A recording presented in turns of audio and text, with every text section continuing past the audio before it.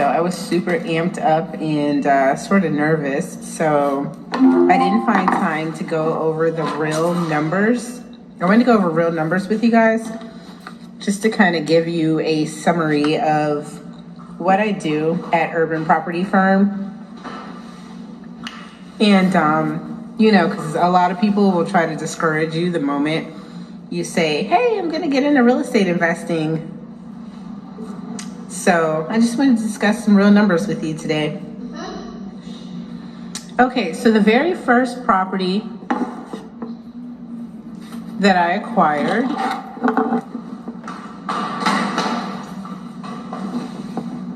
I actually got it off of from HUD, the Urban Housing and Development. It was like a foreclosure. So they were asking $32,000 for the property. It had been sitting on the market for about 90 days. And like a lot of homes that sit on the market for a while, sometimes area thieves who canvass or, are from the area and they understand how long homes have been vacant, they might steal things. I don't think this happens so much when you're investing in a class or B class neighborhood, like the middle class areas. I specifically target opportunity zones. So the numbers that I'm going to give you are specific to an opportunity zone in South Carolina. So like I said, HUD was selling the property for $32,000. The property had no AC unit. It was stolen. The copper pipes were gone. And some of the electrical wires had been stolen from the ceiling, like the light fixture area. And so people steal these things to sell for pennies or a few dollars. The copper at a metal store. So anyways, those were some of the items I used as leverage when dealing with Fannie Mae, who's the particular person who I purchased the home from. Those were some of the issues that I bought up to get them to lower the price. So they were asking $32,000. We ended up agreeing on $20,000, and then after closing, I only paid $16,000 for the home. So I'm writing that down. Purchase price, $16,000.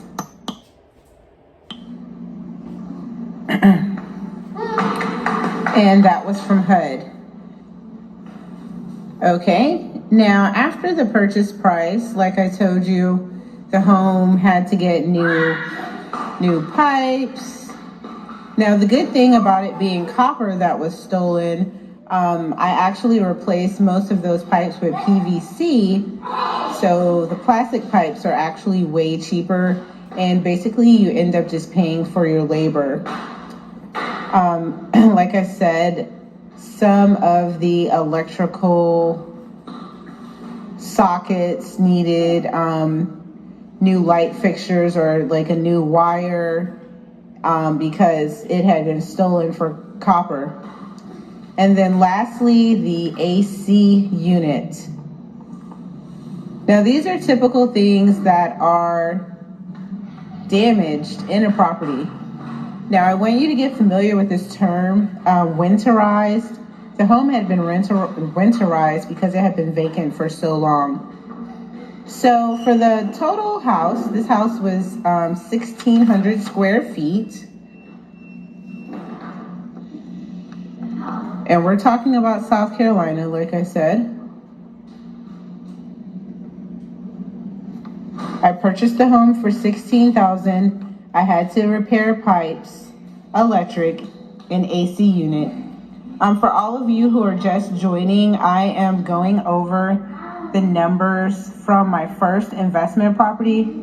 I know a lot of people get discouraged from real estate investing because they think it's very costly. And, sometimes it can be, but I just wanted to share with you like the average things you should look for when dealing with a house that's 1,600 square feet. And like I said, this is my experience with my first property in a C-class neighborhood. Okay, so my purchase price was $1,600. The cost, these are approximate because my receipts aren't in front of me, but with the cost of the cheap plastic pipes plus labor, altogether, I paid roughly $1,200. Okay, now for the electric, most of the wiring was there. It was just a few light fixtures that were missing. I got those at a thrift shop. Very inexpensive light fixtures that looked great. And I had to pay my electrician to come out and pass my permit for me to get lights back on. He charged me $9.50. Okay. Now the AC unit I got used at a flea market, still works to this day. I paid $800. Now these are all the costs where I paid others. I also paid for polyurethane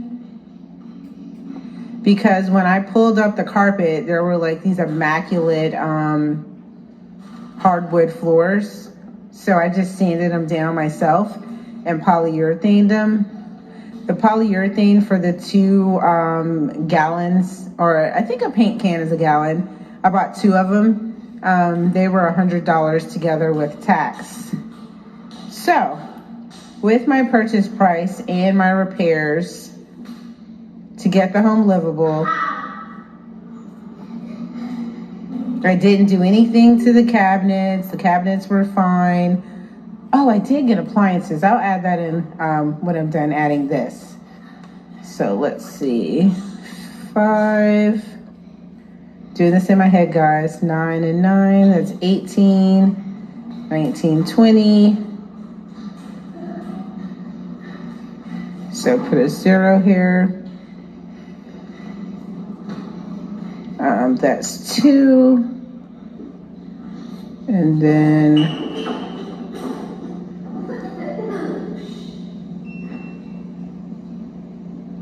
hold on, let me make sure this is right. Oops, I think this is not right. Let me start over. Let me use a calculator.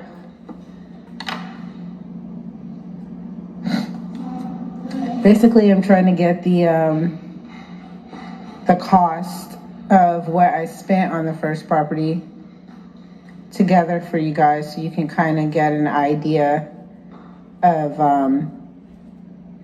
you know, some costs. This is South Carolina again. So if you're like I lived in Palm Beach for a while, these numbers are like hilarious. You would never in your life spend this cheap in Palm Beach. Plus 1,200 equals. So for all of these projects right here, I spent $3,550 plus the $16,000 that I purchased it for. So all together, to redo the pipes, like I said, I replaced the metal with PVC, put electrical fixtures, light fixtures that I got from thrift stores for like $10, $15 for each room, plus the AC unit that was the cost of the purchase and the hookup. It was purchased from the flea market, and I had to get a licensed electrician, and the AC had to be licensed as well. Now the pipes we ended up being able to do ourselves, which we YouTubed. I actually lived in my first property that I acquired. And so we were allowed to do the pipes ourselves because there were repairs, not new additions. So altogether, that was $19,050. Now this happened to be around Black Friday, or maybe it was Labor Day that I got my first property. So I got stainless steel appliances at Lowe's on sale. The whole kit was like $3,000. I got stove, fridge, and a dishwasher. They were all Frigidaire brand. So the $19.50 I paid plus $3,000 all together.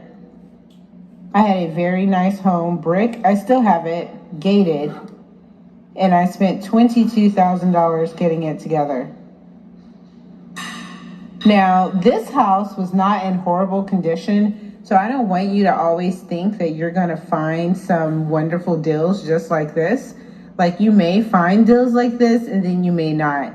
On a max end, I would estimate to redo an entire house for plumbing, 1,600 square feet, then the price is $2,000. Let's say that the house had to get rewired and there were no wires whatsoever. That's roughly $3,000. And then if you got a new AC unit from somewhere like Lowe's, a new AC unit is usually around $4,000. So, when you do things off market, get off market houses, you go to thrift shops, you use used things, refurbish them, you can save on your costs by doing that. So I would have normally paid $9,000. And by us doing some of the work and getting thrift shop things and restaining them and painting them and getting a used AC unit. Some people don't like to risk on a used AC unit, which I can completely understand. So, whatever works for your budget is what I would do. But with the route I took, I only paid $2,950, or no, $3,050 for the pipes, learning how to do it myself off YouTube, the electric, saving by buying used fixtures, and a used AC unit. I paid $3,000 versus $9,000 of getting brand new things. So, like I said, my all-in cost was $22,550. Now, if you assume that you're going to pay full value, you can just go ahead and say that $31,000 would be the total cost of the average C-class neighborhood. This is a bricked house. So I just wanted to show you guys some of the numbers. I also want to let you guys know that we are going to be doing another tour of a renovation project. It's scheduled for July 17th. I have not dropped the flyer yet. I will probably do that at some point by Monday morning or some point early next week. If I have been able to survive, because even when my main business was slow, my residual income kept my cash flow going. And I would love to share this information with you, and I want you to also succeed as well. So if you want to pre-register for July 17th, it's going to be at 12 noon. That's a Saturday. Go ahead and Cash App right now, special discount.